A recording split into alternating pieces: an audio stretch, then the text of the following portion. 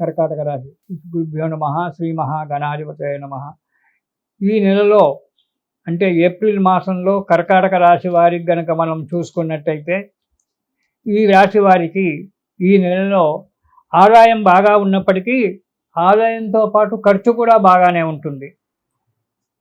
కాబట్టి తగు జాగ్రత్తగా ఉండాలి.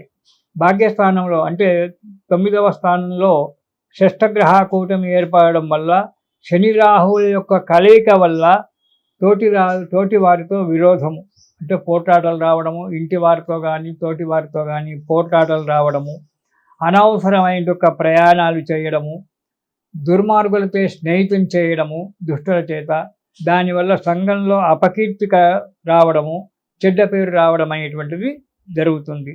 యత్న కార్యసిద్ధి అనేటువంటిది, యత్నించిన ఒక కార్యం సిద్ధి జరగవచ్చు, కానీ అది ఆటంకాలతో ముందుకు అడిగేస్తుంటుంది. పెద్దలతో పరిచయం ఏర్పడే అవకాశం కూడా ఉంది ఈ కర్కాటక రాశి వారికి.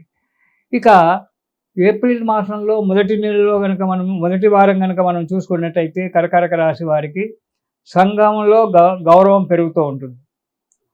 అన్ని కార్యాలలో విజయం పొందుతారు. కొత్త వారితో పరిచయాలు ఏర్పడతాయి.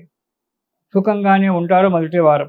రెండవ వారంలో కూడా శుభకార్యాలు చేయడానికి ముందుకు అడిగేస్తారు.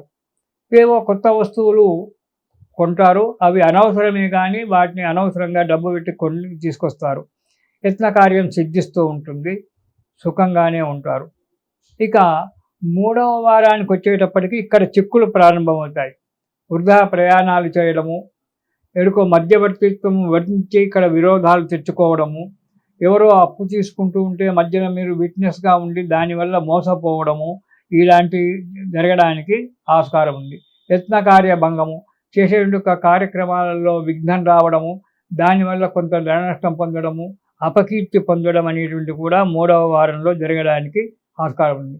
చెప్పుడు మాటలు వినడం జరుగుతుంటుంది. మీరు ఆ చెప్పుడు మాటలు ఒంటికి చేటంటారు. చెప్పుడు మాటలు వినడం వల్ల కొన్ని కార్యాలకు విఘ్నం ఏర్పడి కొంత మానసిక బాధ కూడా కలగడానికి ఆస్కారం ఉంది. అలాంటి చెప్పుడు మాటలు వినకండి. దీనివల్ల విరోధం పెరుగుతూ ఉంటుంది. జాగ్రత్తగా ఉండడం మంచిది.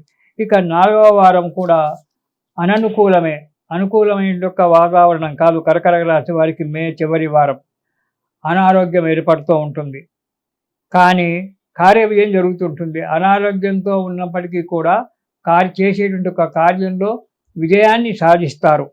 పట్టుదలతో ముందుకు అడుగు వేయడం కూడా జరుగుతూ ఉంటుంది. కానీ ప్రతి విషయంలో కూడా తగు జాగ్రత్తగా ఉన్నప్పుడే మీకు అన్ని రకాలుగా మంచి జరుగుతూ ఉంటుంది. కాబట్టి మీరు అంటే ఈ కర్కాటక రాశి వారు ఈ నెలలో శివ సహస్రనామ పారాయణం చేయడం చాలా మంచిది.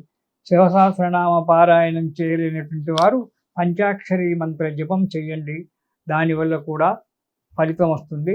ఇది శుభం.